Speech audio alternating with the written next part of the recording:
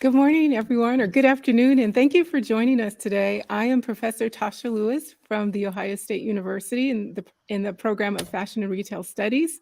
And today I'm joined by Donna Sakita and Exantha Ward, and we're going to dive into sustainability, a topic that is near and dear to me in terms of my research. And so I'm very excited to be able to start this discussion. So, for our panel, the first question I want to put out today is how do you define sustainable fashion? This is such a big word for fashion. And do you think it's a universal definition or does it vary depending on cultural or regional differences? So, I'll throw this at Donna. Do you want to tackle this one? Sure. Hi. First of all, I'd like to introduce myself. My name is Donna Sakita. I am the founder of the Sustainary Textile Marketplace. So, happy to be here and I'm definitely willing to talk about sustainability. The word to me means a lot of different things. And that's probably difficult for many to understand the word. So, to me, it means doing the right thing and being responsible without being very technical at all. It means to me looking for ways to do things that reduce the impact of fashion on the environment.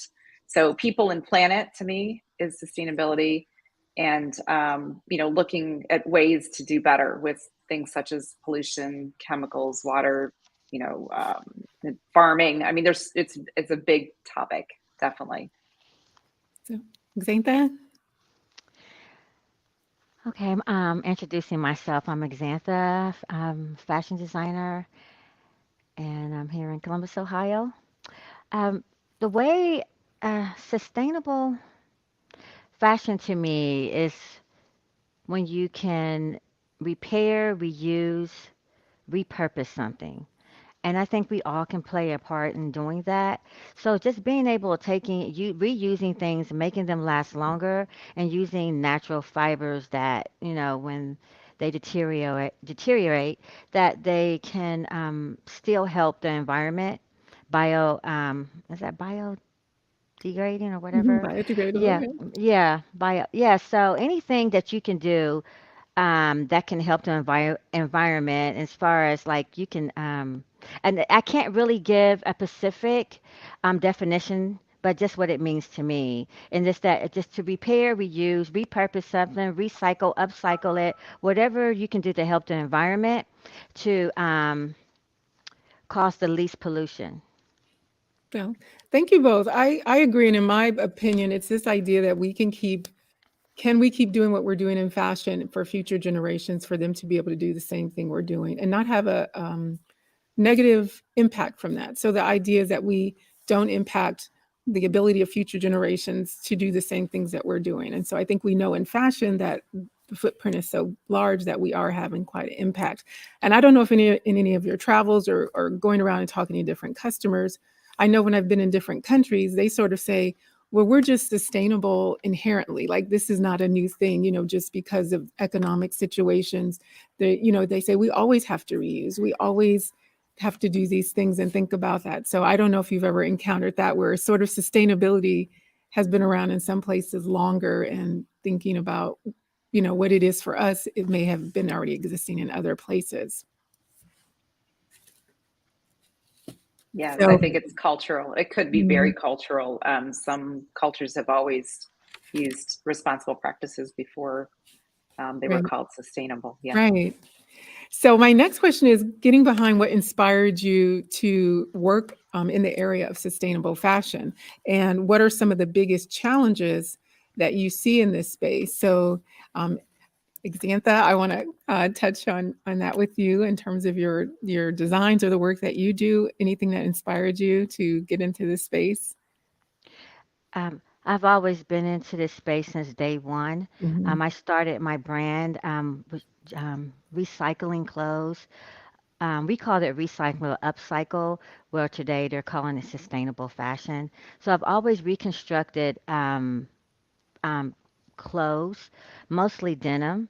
And I started doing that because I could not afford to buy yards of fabric. So I went to thrift stores and bought pieces that were already done, ripped and tore them up and Mhm. repurposed them for something else. So that's all. That's what I started with. I've always done it. I still do. I just do it with a little bit of everything now, more than Mhm. just clothes, but other products and things that you can use. You can have you take a lampshade and do something else different with it. So I'm totally into that space. Do you see, what do you see as a challenge, either in the work that you do or for sustainable fashion? And do you see a big challenge in terms of even be able to do the work that you do and repurposing, or do you see something else as a big challenge in that area of upcycling? I guess I really don't see too many challenges for me, but one of them could be that some people do not want to wear clothes Mhm. that were secondhand Mhm. or upcycled clothes.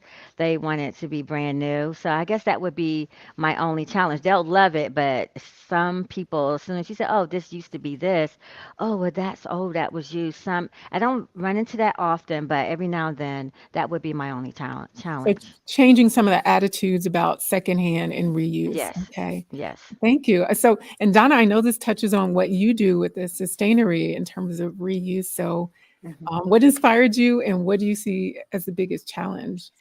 Yeah, so thanks, Tasha. I did work in corporate social responsibility in big retail companies for 20 something years. And this is where I saw lots of waste. Mhm. I witnessed it, countless amounts of waste, perfectly good fabrics and textiles being sent off to landfills and incinerators without any even much thought about this. And that just weighed heavily on my mind. I thought this is perfectly good fabric. I know designers would love to get their hands on these things. What inspired me was these large companies, not even concerned about where it was going, what effects it had on the environment, focused just on profit. So, just get rid of it. I need something else. I need something different.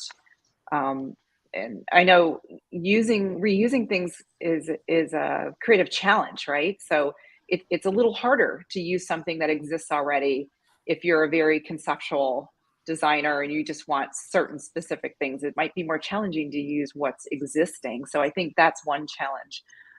The other challenge we've encountered through the Sustainery is what you've both mentioned already, changing mindsets. So getting suppliers to actually take time, right, to report what fabric they have left over, what are the technical details of it, so we can offload it and sell it to someone else. Their investment of time would help generate this business, other additional business for them, right? So we can help them recover potential losses, reduce their waste bills. So once we can, talk them through and help them change their mindsets on what this could look like for them, and then they're contributing right to a better future, reducing the impact. So I think once they see that, then they get it. They understand that a small investment in time will have a greater impact in the long run. But it is a challenge to change Okay. mindsets, which Okay. we're willing to take on. Yeah. I agree. So I wanted to kind of pause for a second because I know I didn't really dive into what each of you do in terms of your business. I know I jumped right into the questions. So excited for the topic. But Donna, can you talk a little bit more about the business model for the Sustainery, and how it works and how you work with different customers, clients?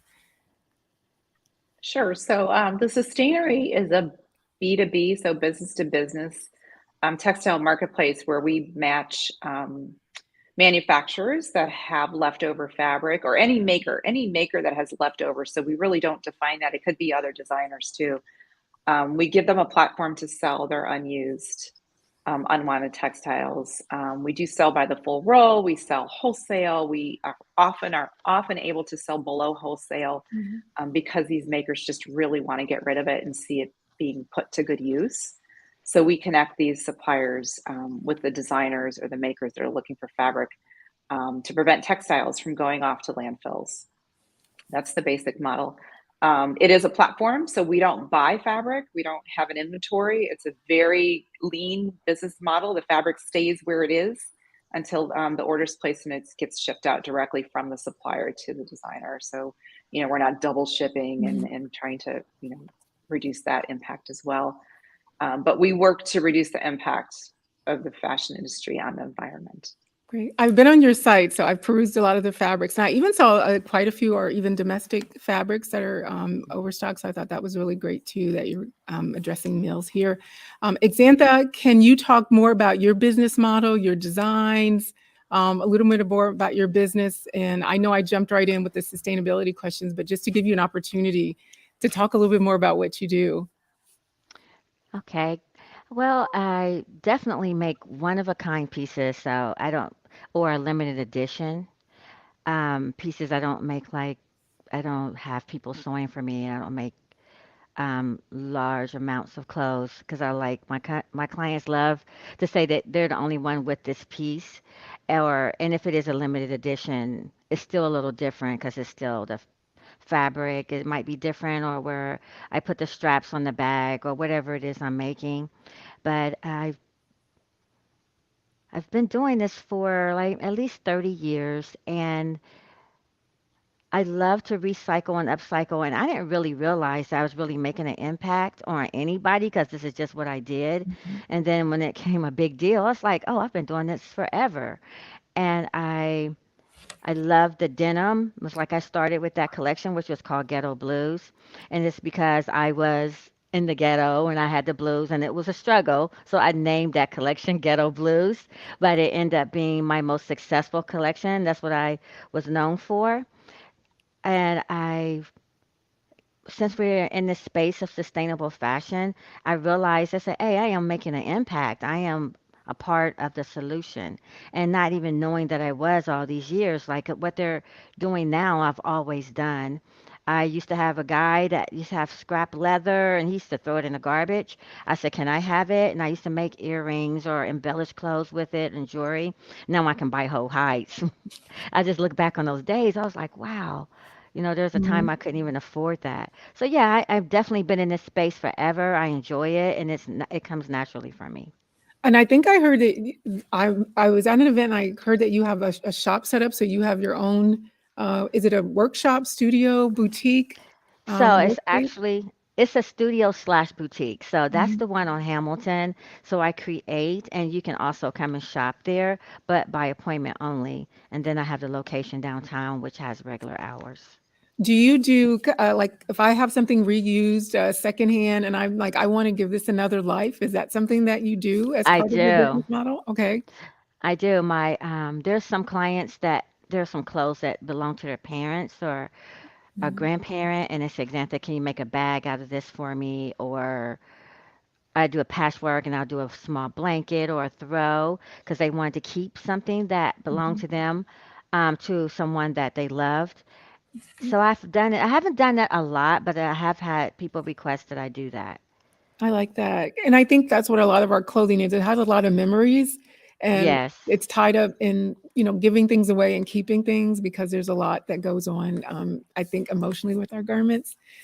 And so jumping back into sustainability, since you both are business women, what do you think the industry needs to do to balance profitability with sustainability? Because oftentimes there's a bit of tension with cost and being profitable and saying that if you do sustainable things, they may cost more and maybe it's not worth it to do it.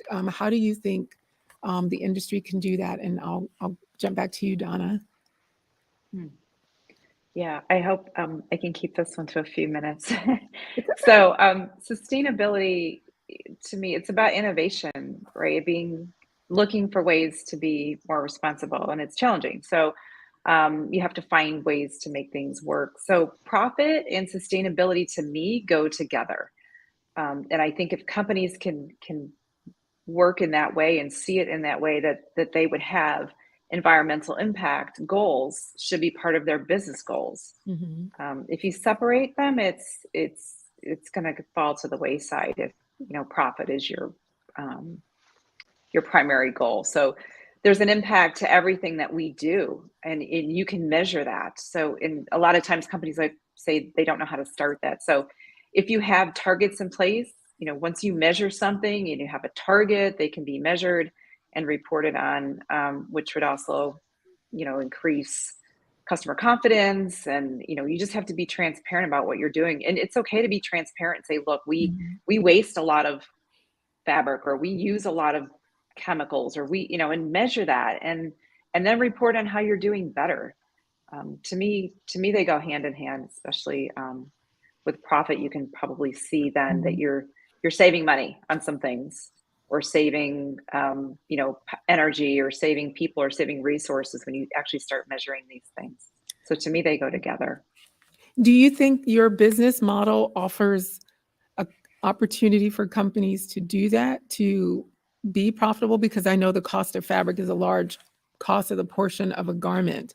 And so is what you offer a way to tap into that profitability? Yes, for the supplier side, yes, because if you think about Mhm. our business, we have two customers. At the supplier side, we can help them recover losses. And for designers, they can use dead stock either for their lines, or for sample making, or they want to try. We might not have the color they're looking for, but it might give them an opportunity to try something in a different color, and then we can connect them, to get a full order of their preferred Mhm. color. We can connect them with who originally made the fabric, because we know all our sources. So yes, in different ways we can help the small sustainable designer. We can help them be more profitable and responsible at the same time. And for suppliers, the same thing. Yeah. Okay. All right. Xantha, any thoughts on how we can be profitable and be sustainable? I know a lot of work goes into repurposing garments and upcycling. So any thoughts that you have on this? As she was saying, I just think probably more businesses should make sustainability as one of their core responsibilities, that they let their clients know that they are aware and they are doing something to improve um, the situation. It's really hard though. It's like this is new, and I think we're still trying to find out what it is we can do Mm. to help the environment. And that's why I don't really have like a clear answer on that, because I think people are still trying to figure it out. I think people are really just throwing the word sustainability around because it just sounds good, and they're even using that word for profitability. So I think we have a long ways to go. So I really don't have a clear answer on that yet. I mean, I agree. I think it's still evolving. And I think it's this idea of understanding where you save money, where you spend money. I was reading an article recently about a secondhand clothing, and more brands are getting into reselling their own garments that they take back from consumers because they realize there's a possible profit to be made. And I thought about it. I said, actually, you're not making a new garment. You're just reselling a garment that you've already sold. So you didn't go through that cost of production, getting new fabric, and you can resell it maybe at a lower price, but you could still make a profit. And it looks like the statistics are showing that more consumers are looking for secondhand and resale types of garments. So I don't know if you do you see that as a viable part of retail and profitability going forward, being able to do that?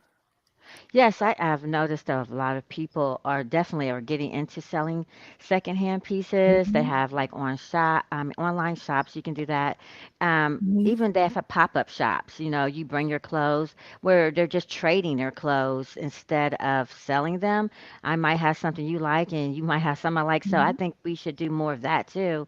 Just something that you do is something fun with your girlfriends or guys or whatever can come together and say, hey, this I don't wear this anymore. What do you have? And then if you don't want to trade, you could sell it.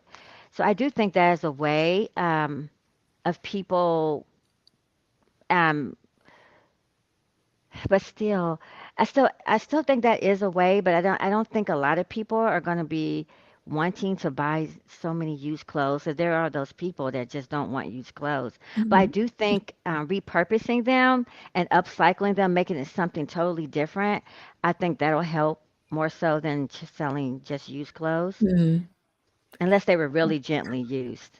I agree. And I think this is one of the challenges in my own research. I'm trying to find ways where we can deconstruct the garments at scale so you can take them apart more rapidly to be able to upcycle them. Because I'm sure, as you know, it's a lot of work to take a garment apart and reconfigure it to figure out what it should be. And that's just one garment, but it's very labor intensive.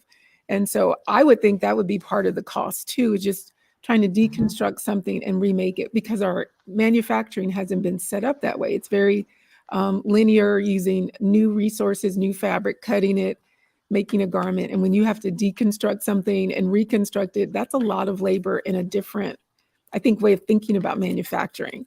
So I'm kind of interested in seeing how that goes. So I'm very interested in this space to see how much we can scale, upcycling to make it acceptable to more consumers and for different products. And so leading off, Maybe, yep. I'm sorry, maybe, you can create patterns Mhm. that, like, you could take a basic men's shirt and say, hey, you just got to do this and just add that. And maybe somebody will come out with that. Here's the pattern. And there's a lot of videos on how to do that if you watch YouTube. They teach a lot of recycling and how to do it. And it's really easy. Mhm. That's I even though I recycle, that's not a big part of my business because people want that again, like one of a kind, which you can get it Mhm. either way, reconstructed or you made it from scratch. And that's when I incorporate zero waste. Is when you just make a garment and you use all of the fabric. There are no scraps. And I'm trying to do that too, and you have to create your own patterns for that. Mhm. But that is a way doing zero waste, so you have no leftover. Nothing. That And I nothing. think that is a goal of the larger industry at scale, because I think what you do is almost very much like couture, because you're doing one-off of garments. But I think the scale, that's the thing. If we could get to a zero waste in a larger scale, I think that's where a lot of impact can be. And I don't know Yes. if are we even close to doing that, in a lot of spaces.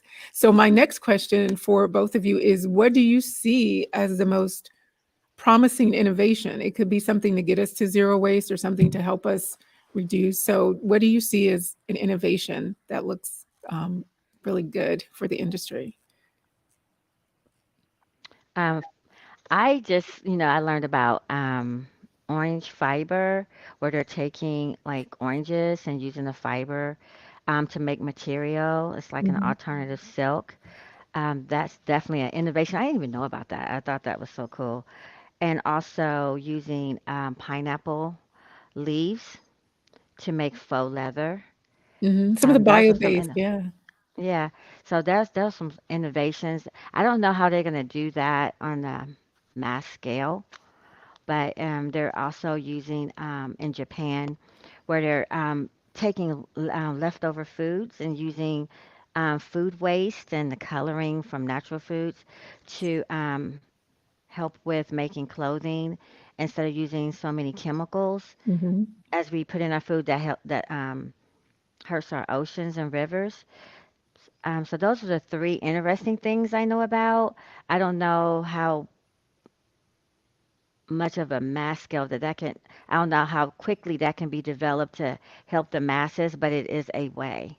I agree. A lot of the bio-based materials are coming up, and there's a lot of them are still in research and development. I've seen the one for mycelium, the mushroom leather, which is supposed to be very close to, animal leather. So I think there's maybe in the next 5 to 10 years we might see more availability, but yeah, a lot of it is still in research and development. Donna, anything that you've seen that is innovative, promising, change our Yeah, industry? I like the technology advances. So 3D design, which Hmm. is reducing sample making, right? I worked at a large retailer and saw hundreds and hundreds of samples being made every season. Virtual reality, how the Mhm. clothes look on, that kind of thing. I also think something that I'd like to see happen more is designing for deconstruction. I think Mhm. you just talked about this a little bit, but making sure Hmm. those garments are destructible. So, Mhm. the zippers, the rivets, the buttons, like those can't go through Mhm. shredding machines. So, are these up and coming designers, are they really considering that in their designs and designing for the end of life and the deconstruction of that garment? How easy is it to make it into something else, or can it go through the actual recycling process, which is also still underdeveloped in this Mhm. country, but looking more promising every day. So I would have to say technology, recycling, circular, and of course, I'm going to say dead stock. Using dead stock is definitely an option that can Right. be used, at scale for companies. I agree with the design for disassembly, and I think it's hard, excuse me, to think about making a garment that's supposed to come apart, because that just kind of does not go with the way we want our garments to work. But at the same time, I agree, some of the garments, if you could just make a seam a certain way or thread that dissolves, buttons that can be interchangeable. And these are all the things, if you want to just deconstruct it, that are very important. And I watched this program recently on automobile recycling, how they recycle cars. And in my mind, I was like, why don't we have something that is so specific for clothing, that we have a place that really thinks about all the components and can really get at repurposing and taking things apart. I do have a question from the audience that I'll throw out to you as well. And they ask, do you prefer deconstructing the garments or adding your own style to an already loved piece of clothing? So this might be for you, Xantha. So did you hear my question, Xantha? I'm I sorry. did. I Did you hear did. my I voice was a little? I'm sorry. Sorry. I was just thinking about that. Um, I I like deconstructing garments, and at that, I guess I have to be in my moment. So you can Mm. deconstruct it, add to it. I like doing that more, creating something differently with it. And that says, and definitely putting my own style. I was trying to read the question there, to the piece. So I do add my own style to the piece, and I also leave the original label in there too. I Really? just can't Yeah. take I can't take the whole piece. So, I put my label and the label that was already there, and also put that this is a recycled piece because I like to give credit to the original designer. But yes, I do. I like to deconstruct it, take it apart, and redo it and make something different with it. And so that's what I like doing more. And I want to ask you what the challenge with doing that is, because when you take something apart, your shapes are already kind of predetermined, like this is the shape. How do you decide what it's going to be when you take it apart? Do you decide before you take it apart, or once you deconstruct it, you're like, okay, I have two sleeves, I have a bodice, now this can be a skirt, or do you plan before or after?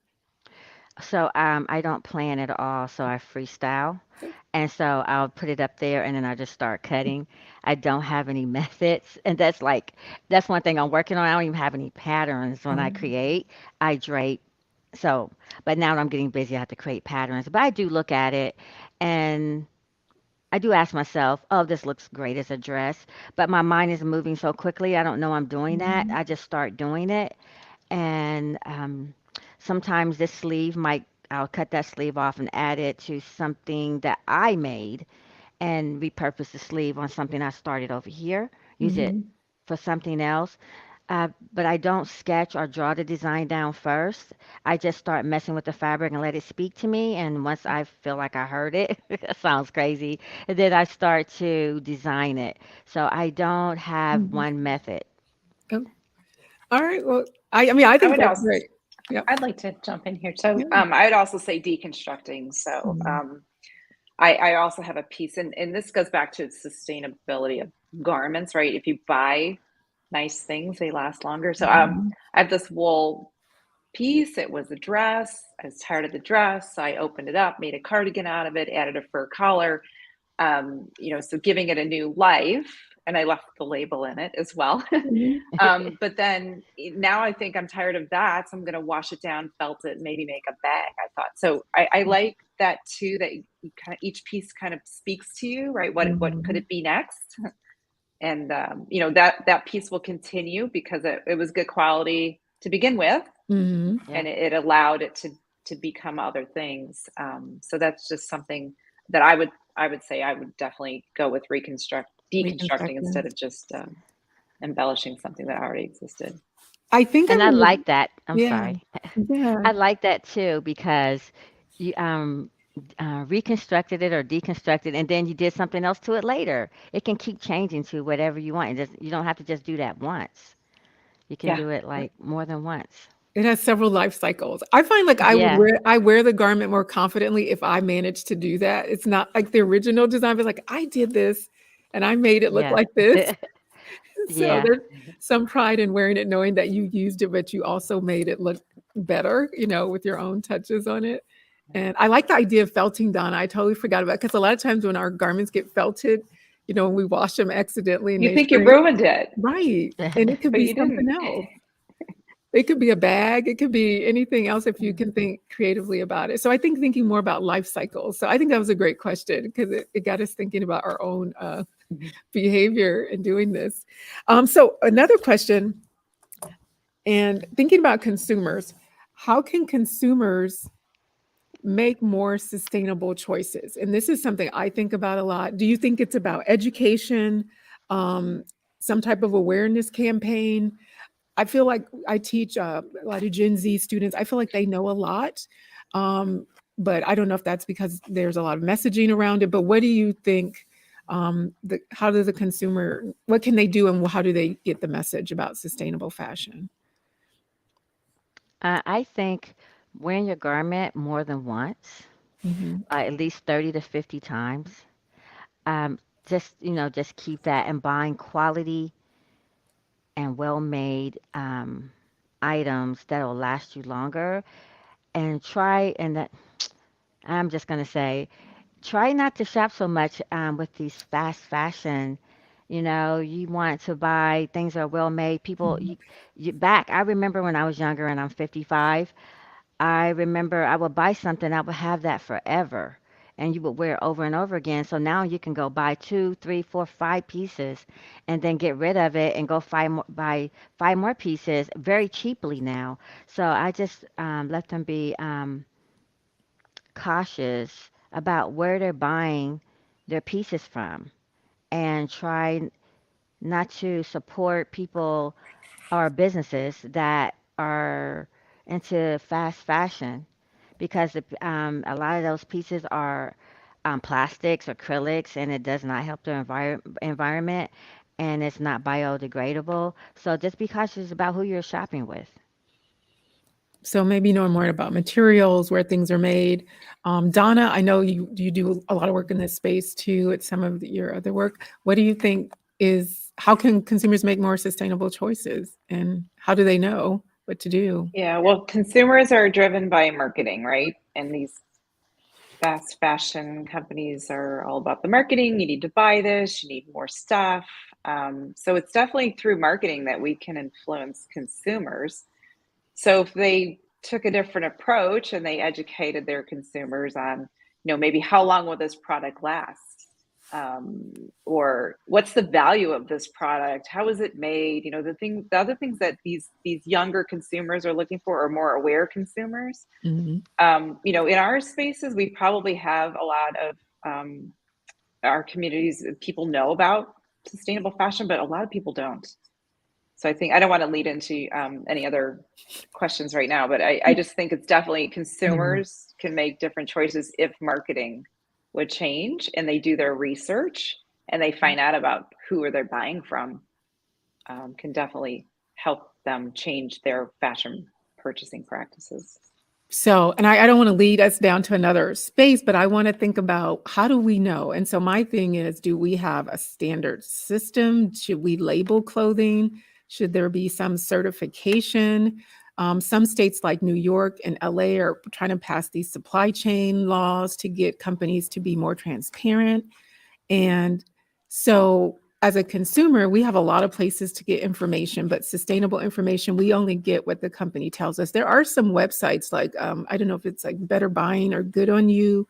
They try to give consumers some education, but there's so much information. I mean, I guess I would ask each of you, what do you think is the most important factor for sustainability? Like, what maybe if we had to pick one thing, and I know that's probably very general, but is there really a pressing sustainable issue you think? Should it be textile? Should it be polyester versus cotton, or picking a certain fiber or a certain process?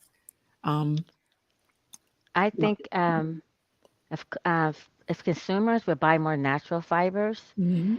um, I th- that's the big one for me, and I think that would help the planet and the environment around us. And they need to be cautious of that. They need to know what those are, so they need to educate themselves about what fabrics are biodegradable.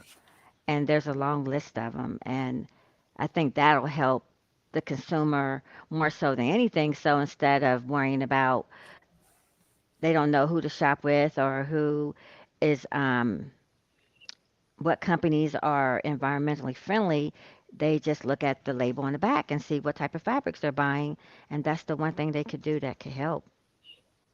And I think that's an easier step. Like I do that a lot. I know a lot of things are blended, but if you're doing, you're looking. So Donna, what should we maybe focus on if we have to pick I one? could agree with fibers for sure. And then maybe the Mhm. label would say this garment would take 80 years to decompose Yeah. or whatever that would be. That would be one way to one specific. There's just so Mhm. many, consumption. Do you really need this Mhm. piece? I don't know what That one. companies could do because companies want to sell more clothes. There, Are you going to wear this piece a lot? Yeah. I think consumption would Have a hang be. tag that says that. How many times are you going to wear this? Wait before you buy this. Think about that that. won't happen. That won't happen. That won't happen. But I that's a mean, thought. I was even thinking Patagonia has done that when they started that campaign, "Don't buy this jacket," and they went on this whole campaign about doing that. But I'm kind of pragmatic too. I don't think companies will say, "Don't buy our garments." They want to say, "Buy our garments because they're better," and maybe this is why. And So they'll last longer and their value, the value of the garment. yeah, it's quality. You can wear it and you can keep it longer. And there is another question. How would mass market work if fast fashion is not good? So does that make sense? Like we're kind of getting at this question of we kind of need fast fashion to drive our mass marketing, to drive our retailers. I think that's what they're asking. Um, do we need fast fashion? And I no. don't, Donna or Xantha, I don't want to put anybody on the spot, but Uh, anybody wants to I take this de- one? we definitely do not need fast fashion. The world was not built on that. We bought our clothes. They were made well and they last forever. We just need more companies making the clothes um, with better fabrics, natural fibers, and really stop thinking about their profit margin. They're thinking about the consumer. But unfortunately, I think at the end of the day, people are thinking about how much money they can make. So I fast fashion is a $1 billion industry. I think it's going to take a long time before that changes. Mhm. But yeah, I don't see what the solution is. I'm trying to understand that question. I don't know what the solution is, but fast fashion, we do not need it.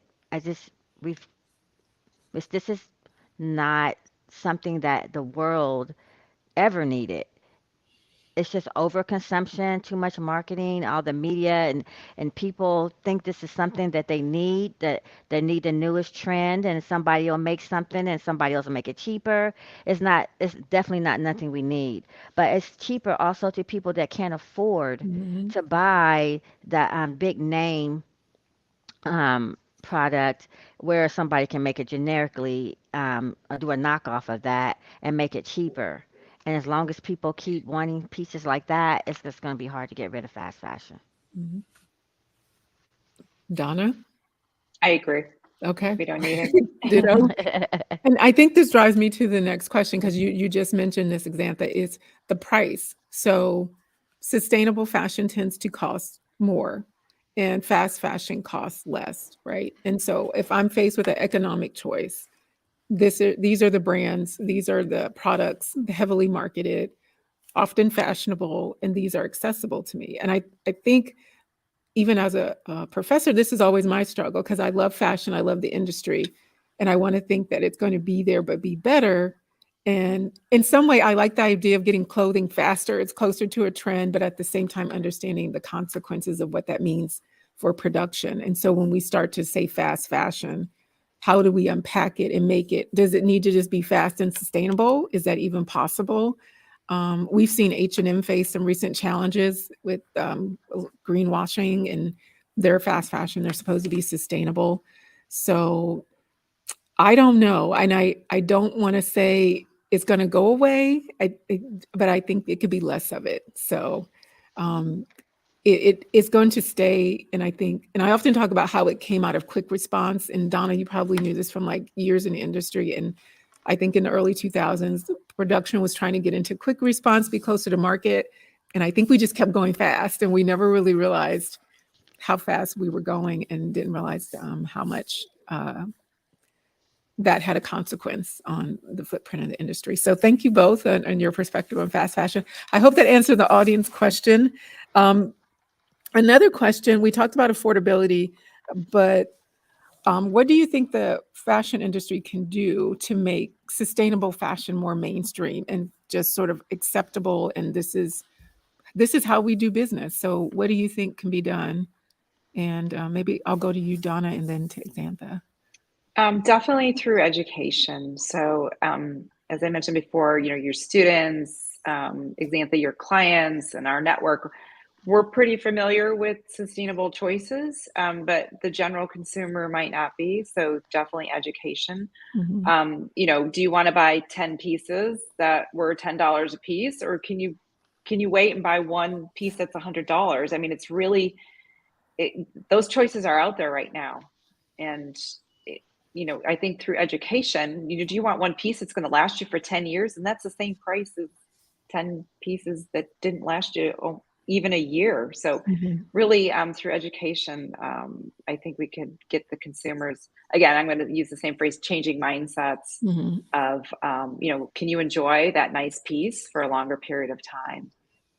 And not see clothing as being disposable. If there was no place for our clothing to go, I don't know what people think of when they say they throw things away. I don't, what does that mean? It doesn't go away. Mhm. It goes somewhere. So, this is all tied back to education for sure. I agree. A lot of the young people I talk to are very aware. So maybe in like 5 to 10 years, we'll see more of it coming out of our fashion professional spaces because a lot of them are now in the industry. Xantha, what can we do to make sustainability more mainstream in fashion? I know you do great work. You're one designer and creator. What can we do? Oh, I guess for the consumer, they can shop with brands that support sustainability. Mhm. That's and help them grow to become bigger corporations where they can have more of an impact on sustainability. But I think that's the that's all I can think of is that consumers that support the brands that support sustainability. Should we have like sustainable fashion weeks? Oh, I think that Sustainable, would be great. right? Yes. More of Yeah. a showcase, Yeah. sustainable They are publication. doing it, Mhm. but it's not mainstream, but they are doing Mhm. it, and I think that is something I want to do. I do it with my own shows, but it would be great if like New York Fashion Week did it or here Columbus Fashion Week did show this is sustainable fashion and let people see it on the model and say, hey, this looks good. Right. I would wear that. Right. More visibility, more acceptability as fashion, and it happens to be it looks great, but it happens to be sustainable. Why not buy it? So I agree. I think just if we start using our marketing, our media tools to focus and highlight it more, where it's not always the exception, but it's the norm in terms of how we do things. And that's even how I try to teach it. I try to teach it as this is the business model we have to follow for fashion now. So I have to try to teach students to think like this is how fashion is going to have to operate, and we need to be able to speak to it. It won't be. I don't think we'll be able to pick and choose and decide that. So I appreciate your sharing around that. We have a question. Um, do you believe we could dismantle the growth of fast fashion by education and pushing more sustainable and affordable businesses, as the main victim of fast fashion is lower income customers? That's a good question. Like, should we make the fashion so can it be affordable and sustainable? I think that's what this question is getting at. And how can we make that a reality? How do we do that when there's a cost consideration? I guess the only thing I could think of is the marketing. Mhm. If bigger corporations would market sustainable fashion because young people, they are the biggest buyer of fast fashion.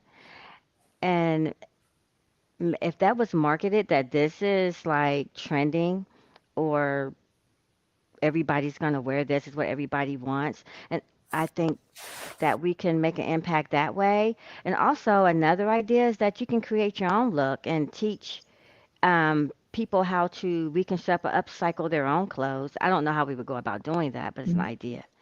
But yeah, I think more marketing and promoting sustainable fashion that this is what's hot now because people are mostly are followers. So make it like it's in style, and I think more people will do it. Okay. Donna? Well, I'm not really in the trend side of the business, but I think definitely, I think we've said this already, the education is a Mhm. big part of it, and the marketing together. It's just that's what's taken over now, and that's what makes people want to follow things, right? So um, if we can strengthen marketing and education to inform people to make better choices, I think we might be able to move the needle on away from fast fashion. Thank you. I'll throw in my 2 cents because I think resale is maybe going to start to push a little bit of fast fashion out the way as younger people seek resale outlets like Depop, and try to curate their own looks from these secondhand looks. So based on the growth that I've seen for that part of retail, I suspect that fast fashion might be tempered a little bit by that, but I don't know if it's because people are buying fast fashion and reselling it on Depop. I'm not sure if it's creating a cycle like that, but I'd like to see if even just like secondhand becomes a way to displace the pricing with fast fashion because it is a lower price and you can still get fashion. So that's one of my thoughts. It's just a theory, not really sure, but just something I'm thinking. So I want to thank you both. This has been a wonderful discussion. I always love hearing other perspectives on sustainability. So thank you, Donna, and thank you, Exantha. And thank you, everyone, for joining our panel today and for your wonderful questions. Thank My you. pleasure. Thank you.